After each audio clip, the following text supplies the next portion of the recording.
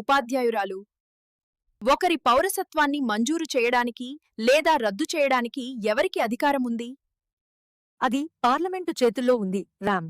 Article 11 ప్రకారం పౌరసత్వంపై చట్టాలు చేసే పూర్తి అధికారం పార్లమెంటుకు ఉంది. రాష్ట్రమంటే కేవలం ప్రభుత్వమేనా? లేదు సీత.